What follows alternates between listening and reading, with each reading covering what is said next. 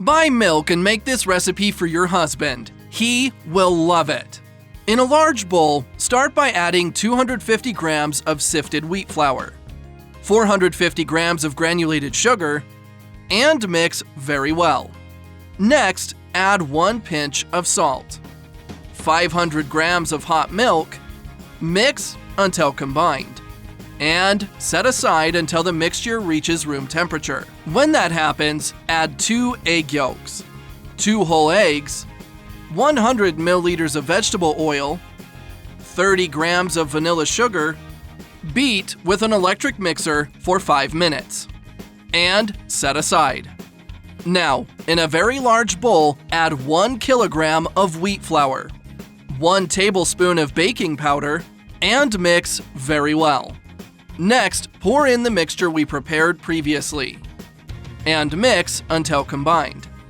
When you can no longer mix with the spoon, knead by hand just like this. Next, split the dough into 4 equal-sized pieces. Leave us a comment with the name of the city from which you're watching this. I'd like to give you a shout out and thank you for sharing this recipe.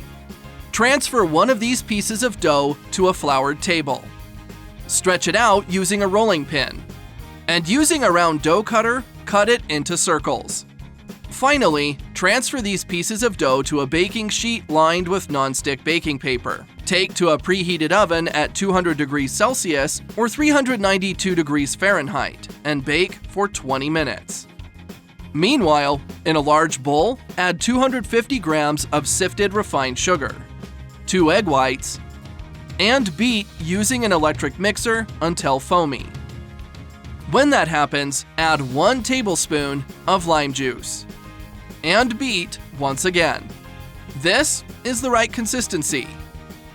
Once the mini cakes have baked through, dip them in the egg white/sugar mixture and spread well. If you've made it here, that means you're enjoying our recipe. So click the share button and share this video with all your friends. It won't cost you anything, but for us, it will make all the difference. Put them back in a tray, take it to a preheated oven at 200 degrees Celsius or 392 degrees Fahrenheit, and bake for another 10 minutes. This is the right baking point. That recipe is ready. You may now get one and enjoy it. I really hope you liked this recipe. Now I'll head back to the comments section and we'll continue to answer everyone who left the name of their city. And I'll also thank you for sharing this recipe. See you next recipe. Bye.